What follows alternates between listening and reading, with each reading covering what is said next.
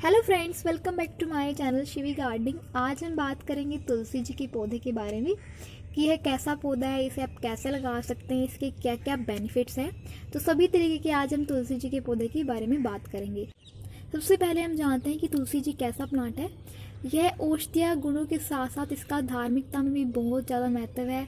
हम इसे medicinal property इसमें होते हैं, इसे यूज़ करते हैं, हम एज अ मेडिसिन के तौर पे इसे यूज़ करते हैं। इवन पूजा भी करते हैं, हम इसे घर के आंगन में इसे लगाते हैं, पूजा करते हैं। तो दोनों तरीके से ये बहुत अच्छा प्लांट है, हम इसकी पूजा भी करते हैं और इसके मेडिसिनल इसके बहुत सारे यूज़ भी होते हैं। तो सबसे पहले हम जानते हैं कि इसका वास्तविक नाम क्या है। इसे हम ओशम सेक्टम के नाम से जानते हैं और इसके 4 टाइप्स होते हैं। मेरे पास अभी 3 टाइप्स हैं, मैं आपको दिखा देती हूँ। ये रामा तुलसी है, इसके 4 टाइप्स है। एक रामा तुलसी है, कृष्णा तुलसी, कपूरा तुलसी एंड वना तुलसी। मेरे पास अभी ये 3 तुलसी हैं। ये रामा तुलसी जी है, मैं आपको दिखा देती हूँ इसकी लीव्स। ये देखिए, देखिए।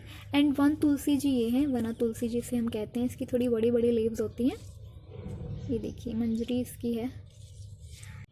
और थर्ड जो तुलसी जी है ये है कृष्ण तुलसी। इस पर थोड़े ब्लू ब्लू से थोड़े जामुनी कलर के इसके लीव्स होते हैं। ये छोटा सा ही प्लांट है, मैंने इसमें लगा दिया था। ये देखिए, आप देख सकते हैं। तो इस पर कुछ जामुनी कलर के, इस पर थोड़ा थोड़ा कलर होता है इसकी पत्तियों पे, तो इसको हम कृष्ण तुलसी कहते हैं। जो 4 तुलसी है, जो कपूरा तुलसी है, वो मेरे पास नहीं है, लेकिन उसकी पत्तियाँ थोड़ी वाइट वाइट सी हो जाती हैं सूख के, तो उसको हम वना तुलसी कहते हैं। वो इस टाइप का ही प्लांट होता है, उसकी लीव्स बड़ी होती है, लेकिन जब वो सूख जाती है तो उसकी जो पत्तियाँ हैं वो वाइट हो जाती हैं बिल्कुल, तो उसको हम कपूरा तुलसी कहते हैं। तो ये हो गई तुलसी की पहचान कि किस किस टाइप की तुलसी होती है। इसके 4 टाइप्स होते हैं और मैंने इसकी पहचान भी करा दी है कि इसका किस टाइप की इनकी लीव्स होती है। अब हम जानते हैं कि इसकी देखभाल हमें कैसे करनी चाहिए, इसको मिट्टी कैसे चाहिए, इसको पानी कैसे चाहिए, सनलाइट इसको कैसे चाहिए। तो चलिए शुरू करते हैं। तो सबसे पहले बात करते हैं कि इसको मिट्टी कैसे चाहिए। तो मिट्टी आपको बिल्कुल पोरस मिट्टी लेनी है।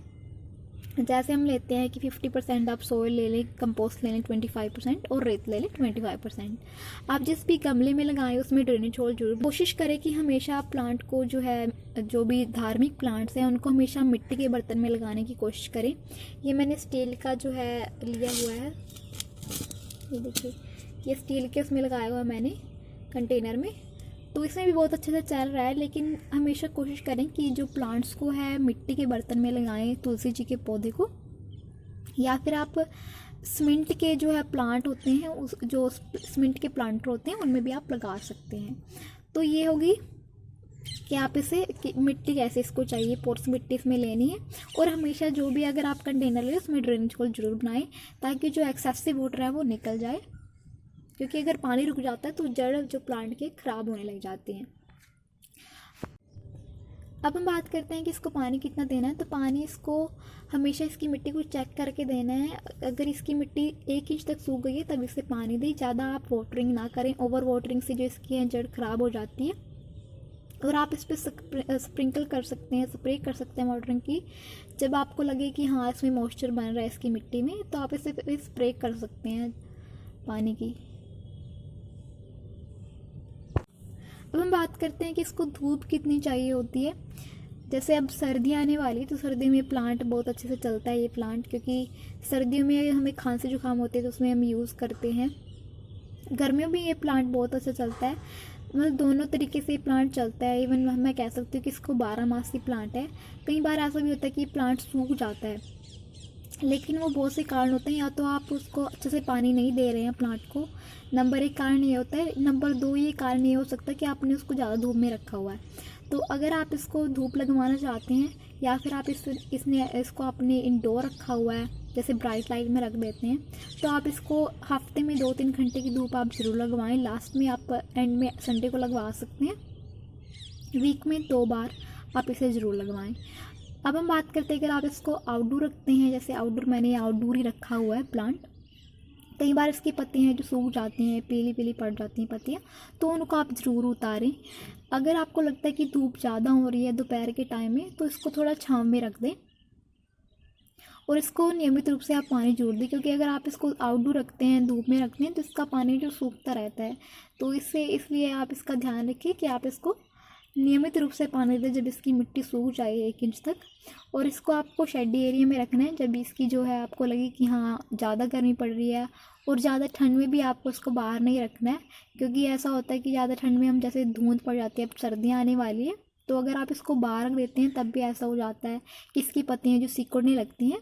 तो इस बात का भी आप ध्यान रखें। आप चाहे आप इसको रात को इंडोर में रख सकते हैं, फिर सुबह को आप इसको आउटडोर में रख सकते हैं। अब हम बात करते हैं कि इसको खाद कितनी चाहिए होती है। वैसे तुलसी जी प्लांट को कभी खाद की ज़रूरत नहीं होती है, लेकिन अगर आप फिर भी देना चाहते हैं, क्योंकि ये ऑलरेडी आयुर्वेदिक प्लांट है, इसको खाद की ज़्यादा ज़रूरत नहीं होती है। तो तुलसी जी को अगर आप कंपोस्ट देना चाहते हैं तो आप इसमें जो है गोबर की खाद डाल सकते हैं। साल में 2 बार ऐसा करें, इसकी 2-2 इंच तक खोद कर इसमें गोबर की खाद आप डाल दें। तो ये होगी कंपोस्ट की बात। अब हम बात करते हैं कि आप इसको कैसे लगा सकते हैं। तो अगर आपके पास ये प्लांट है तो इसके बीज हट जाते हैं, तो ऑलरेडी आपके पास छोटी छोटी प्लांट्स बन जाते हैं अगर आपने ये प्लांट ऑलरेडी लगाया हुआ है। अगर आपके पास ये प्लांट नहीं है तो इसकी जो मैं आपको मंजरी दिखा देती हूँ। देखिए ये मंजरी बनी हुई है, इसमें भी बनी हुई है छोटी सी, ये देखिए। तो मंजरी के जो बीज हैं ये लेके आप इसको लगा सकते हैं। वैसे इसमें थोड़ा टाइम लग जाता है, थोड़ा मुश्किल भी हो जाता है, थोड़ा टिपिकल सा। तो आप अलग तरीका एक यूज़ कर सकते हो। आप इसकी कटिंग ले लें, इसकी 4-5 इंच की कटिंग ले लें छोटी छोटी, और फिर उसको पानी में लगा दें। मैं आपको दिखा देती हूँ, मैंने पानी में भी लगाई हुई है। ये देखिए ये मैंने पानी में लगाई हुई है। इसकी 5 से 6 कटिंग्स मैंने ली थी। उसके बाद इसको मैंने पानी में रख दिया था, और ये देख सकते हैं आप इसकी रूट्स बहुत अच्छे से इसकी रूट्स हो रही हैं। इसकी जो रूट्स है ब्राउन हो चुकी हैं। मैंने इसको पानी में रखा हुआ था, लेकिन एक दिन पानी इसका नीचे गिर गया और फिर इसकी जो रूट्स है वो ब्राउन हो गई, वरना इसकी जो रूट्स थी वो बिल्कुल वाइट हो रही थी। ये देखिए बड़े अच्छे से 5 से 6 दिन में इसकी रूट्स बहुत अच्छे से आ जाती हैं। आप रूट्स देख सकते हैं इसकी, ये देखिए।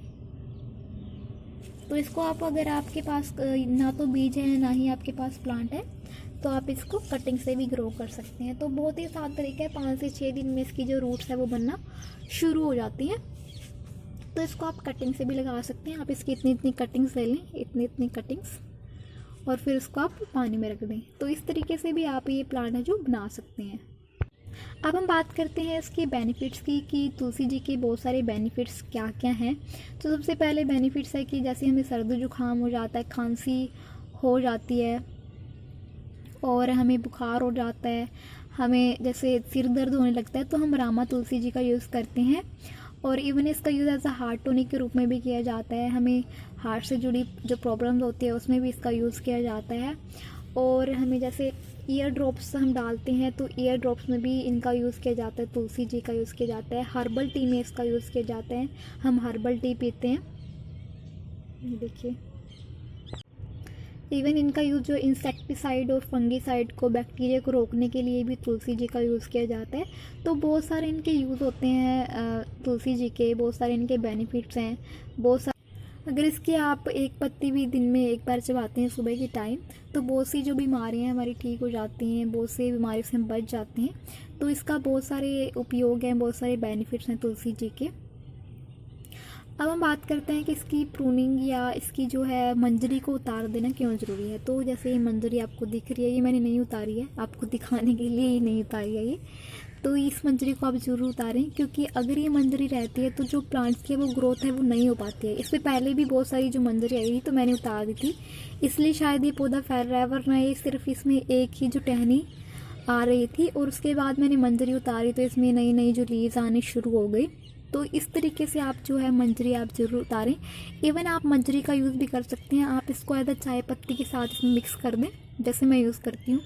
तो आप इसकी मंजरी को है चाय पत्ती के साथ मिक्स कर दें। जो चाय आप बनाते हैं तो उसमें आप तुलसी का टेस्ट भी देखेंगे, और जो चाय पत्ती है वो तो हम डालते ही हैं तो उसका टेस्ट तो आता ही है। तो इस तरीके से ये बहुत अच्छी चीज़ है कि आप इसको चाय में डाल सकते हैं। एज अ बेनिफिट भी है। अगर आप इसको फेंकना चाहते हैं तो फेंकें नहीं, आप इसका इस्तेमाल करें, या फिर अगर आप इसे दूसरे प्लांट बनाना चाहते हैं तो दूसरे प्लांट भी आप इससे बना सकते हैं इसकी मंजरी से। तो इसका बहुत उपयोग है, इसके उपयोग कर सकते हैं आप। इवन इसे वास्तु प्लांट भी कहा जाता है, तो इसे आप घर में ज़रूर लगाएं। वास्तु प्लांट जो हमें सुख शांति प्रदान करते हैं, वास्तु प्लांट, तो वास्तु प्लांट भी इन्हें कहा जाता है। तो इन्हें आप घर में ज़रूर लगाएं, चाहे आप इन्हें मेडिसिन के तौर पे लगा लें, चाहे आप पूजा करते हैं उस तौर पे लगा लें। वैसे तो सभी पूजा के तौर पर ही रखते हैं तुलसी जी को हमारे इंडिया में, लेकिन बहुत सारे लोग यूज़ भी करते हैं और एज अ मेडिसिन के रूप में और पूजा भी करते हैं। तो दोनों तरीक़ों से आप इन्हें लगा सकते हैं। तो बहुत ही अच्छा ये प्लांट है, घर में ज़रूर लगाएं ये पौधा। अगर आपके घर में नहीं है तो इसको कटिंग से लगा लें, बहुत ही आसान है इन्हें लगाना। ओके गाइस, तो ये थी तुलसी जी की जानकारी। अगर आपको मेरी वीडियो पसंद आए तो लाइक, सब्सक्राइब एंड शेयर करना ना भूलें। मिलते हैं अगली वीडियो में। अगर आपको कोई भी डाउट है प्लांट से रिलेटेड तो आप मेरे को कमेंट बॉक्स में पूछ सकते हैं। Okay guys, bye bye.